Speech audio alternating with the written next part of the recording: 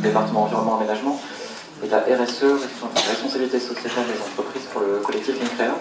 Donc je viens en parfait complément de mes deux prédécesseurs et des deux suivants pour que tout ça reste en bon équilibre avec les ressources dont la planète nous fait profiter.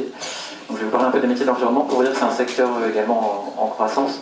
Alors sans jouer des gros bras avec mes collègues qui ont sorti des podiums, je voulais vous dire que effectivement c'est un secteur qui est plus récent, mais qui est par exemple conjugaliste depuis les années 90, depuis 92, et qui est en forte croissance. Donc les petits chiffres que j'ai retrouvés récemment sur les 10 dernières années, 2004-2014 par exemple, le rythme de croissance des emplois, de la fonction emploi en environnement, c'est plus 3% en moyenne par an, plus 30 sur 10 ans, alors que le rythme de croissance des emplois plus traditionnels, c'était plus 0,3, donc 10% supérieur.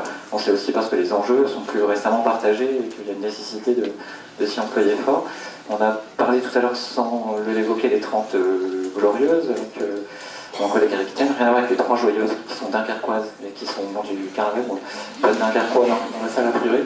Donc les 30 glorieuses, bon, une fois qu'on a fini ces 30 glorieuses, on avait quand même un petit peu tapé dans les ressources, il a fallu mettre en équilibre tout ça, et donc c'est normal que le rythme de croissance soit plus élevé sur les emplois d'environnement parce qu'ils sont plus récents. Donc voilà, un secteur en forte croissance sur lequel on a aussi des leaders mondiaux. Alors ça c'est la diapositive suivante, voilà, donc sans faire de pub pour eux, mais Veolia, pour avoir vérifié, c'est le leader mondial des services à l'environnement, donc le numéro 1 mondial, c'est 160 000 salariés, j'ai checké aussi, c'est 100 000 pour Danone par exemple.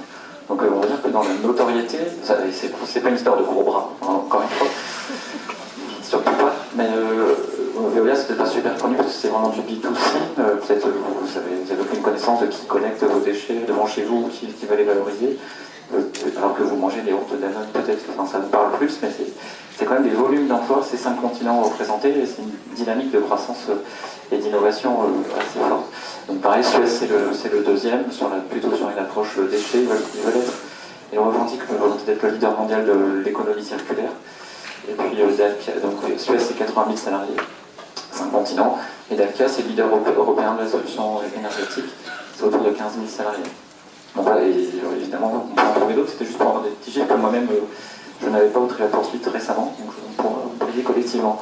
Donc un secteur en forte croissance, des acteurs leaders mondiaux, il faut dire qu'on a un contexte favorable. Alors on peut le prendre un peu de tous les côtés, est-ce que c'est l'urgence, est-ce que c'est une opportunité? Faisons des contraintes nos opportunités, on dit souvent en système de management, quel que soit le prisme dans lequel on prend, il y a urgence à faire un peu différemment sur la gestion de la ressource, sur la gestion des matières premières, la gestion de la santé, de la sécurité, etc. Donc il y a un vrai besoin, et ça c'est le gros vocable de transition énergétique, transition sociétale. Donc, vous avez peut-être entendu parler de la notion d'empreinte écologique, et du jour du dépassement, par exemple, chaque année on dit que par exemple au mois d'août on a consommé toutes les ressources naturelles de la Terre. Au-delà on met en péril parce qu'on surexploite en fait les forêts, on ne respecte plus les cycles de renouvellement.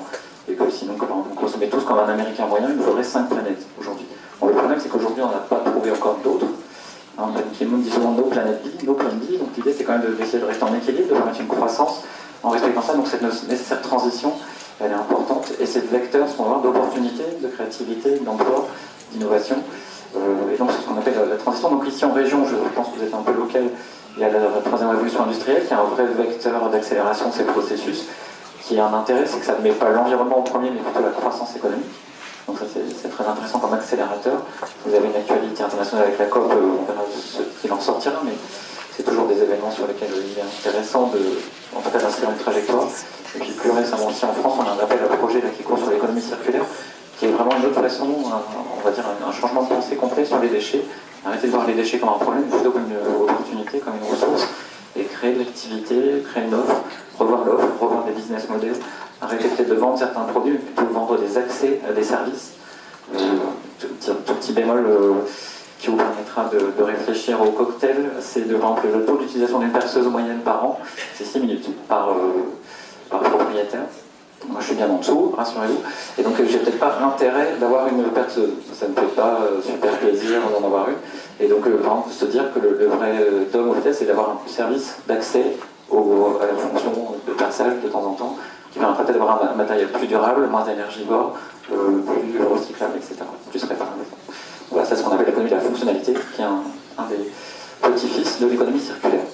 Donc un contexte favorable, et puis donc tout ça, c'est l'idée que c'est de plus en plus intégré. Ça a été longtemps vécu comme une contrainte, l'environnement, ça l'est un petit peu présenté aussi comme ça encore par les médias. Il faut plutôt le voir comme on le conjugue ici, comme un autre facteur de performance qui permet finalement d'intégrer pas mal de dimensions, de qualité, de sécurité et de maintien aussi du business model dans le temps. Donc là, je vous ai copié la une du supplément du Monde du début de semaine, sur le fait que les écoles aussi avaient les écoles d'ingé avaient un rôle à jouer là-dessus.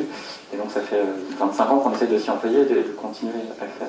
Alors en termes de métier, précisément, c'est un peu l'objectif de ce que l'on fait ici, c'est de former des spécialistes de l'optimisation. On dit encore environnemental entre nous, je l'ai mis entre parenthèses parce que clairement c'est par là qu'on le prend, mais l'environnement, il faudrait le mettre comme un facteur de performance qui va rejoindre les préoccupations de ma successeur dans les propos tout à l'heure sur l'économie. En général, si on fait mieux en environnement, on va moins dépenser d'argent, on va plus garder des capacités d'investissement, etc. Ici à l'ISA, vous êtes rentré dans un bâtiment qui est ISO 14001, c'est-à-dire sur lequel on a choisi de mettre en place des procédures, des actions volontaires pour améliorer notre empreinte environnementale de fonctionnement. Et on le fait depuis 2011. Depuis 2011, on consomme 32% aujourd'hui en 2017, notre conso d'eau c'est 32% de moins que ce qu'on consommait en 2011. L'élec, ça doit être 26% de moins. Et puis le gaz, en correction climatique faite pour comparer les hivers comparables, c'est 22%. Tout ça, on pourrait le traduire en kilo-euros d'économie, et autant qu'on a pu réinvestir dans des choses plus intéressantes que de chauffer de la vapeur pour les petits oiseaux. Donc c'est vraiment cette notion d'optimisation qu'il faut retenir. Et donc on forme des vecteurs, des acteurs d'optimisation de la performance globale, donc ils vont avoir plusieurs niveaux d'intervention. Alors ça peut être au niveau de l'entreprise. Ce que j'ai évoqué sur le système ISO de l'ISA, c'est typiquement le terrain de jeu de certains de nos diplômés qui vont faire conjuguer ça pour tous les secteurs, y compris l'agriculture ou l'agroalimentaire, pour optimiser le fonctionnement autour des fonctions environnementales, mais aussi qualité, sécurité, donc faire que le risque réputationnel, par exemple, soit moins important, moins élevé, qu'il y ait moins d'accidents, moins de plaintes des riverains. On va jusqu'à des systèmes de RSE, en fait, pour essayer d'ancrer le business dans une activité plus durable, parce que vous avez des meilleures relations avec vos partenaires, vos fournisseurs, vos acheteurs, vos riverains, etc. Donc ça, c'est ce qu'on a au niveau de l'entreprise. À l'industrie, je suis monsieur ou madame environnement, monsieur et madame qualité sécurité environnement, monsieur et madame qualité sécurité environnement énergie, monsieur et madame qualité sécurité environnement énergie développement durable.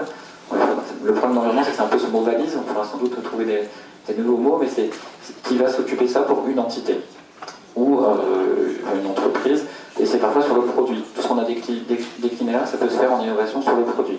Comment faire pour que ce micro soit moins énergivore, plus facilement réparable, plus léger, peut-être plus facilement transportable, etc. Enfin, ce micro ou la limitée d'hôtel, ça peut s'appliquer à des services. Donc ça, c'est ce qu'on tourne de l'analyse de cycle de vie, la mesure de l'empreinte environnementale du fonctionnement du perso à la tombe du produit.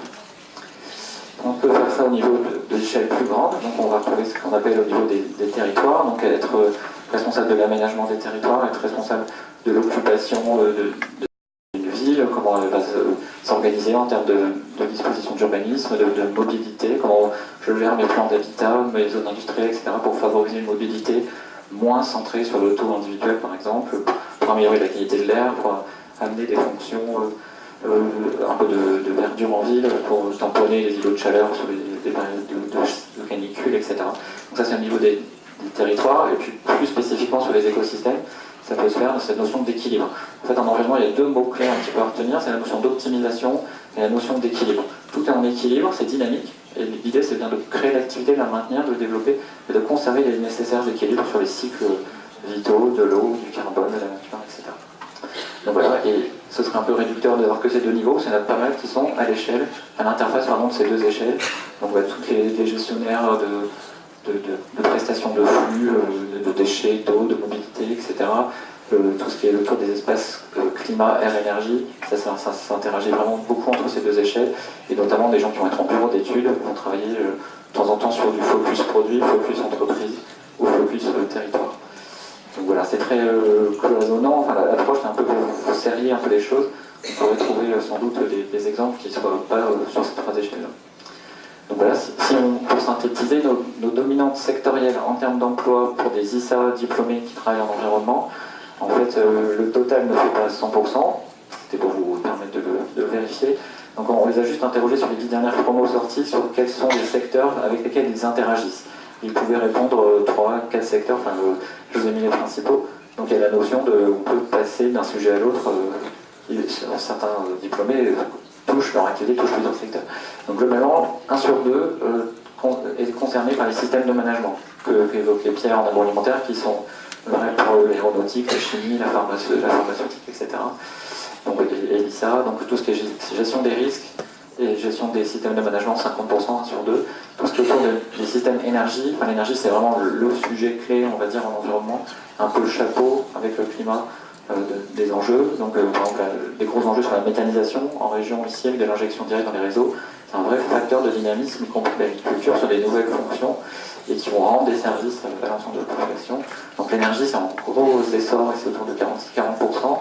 La gestion des déchets, l'économie circulaire, c'est un peu le fond de roulement. Il y a 36 000 communes en France, il y a je ne sais pas combien d'entreprises, elles ont toutes des déchets. Quand elles cherchent à les optimiser, il y a des déchets, et donc c'est un vrai enjeu sur lequel on va trouver des fonctions de trading, par exemple, de revente de matières premières secondaires, parce qu'il y a un vrai marché. Vous avez entendu parler que la Chine, par exemple, peut fermer ses portes au marché du recyclage européen, donc c'est des vrais bouleversements, comme on peut l'avoir sur les céréales ou sur d'autres produits financiers. Et donc le quatrième secteur, c'est tout ce qui est gestion des milieux naturels et l'eau. Pendant longtemps, on a souvent dit que l'écologie, en termes de fonctions, c'était compliqué. Ça reste, mais c'est un vrai essor. Il y a de plus en plus de fonctions avec la nature en ville, avec l'agriculture, le maintien de la biodiversité, les trains verts et bleus, les corridors écologiques, la gestion de l'eau pour éviter les problèmes d'inondation, de sécheresse, un accès à l'eau pour les industriels qui en ont besoin. C'est un vrai sujet, donc c'est un vrai secteur fort, plutôt en développement pour nos diplômés. Environ 1 sur 3 est en contact avec ces secteurs. Voilà.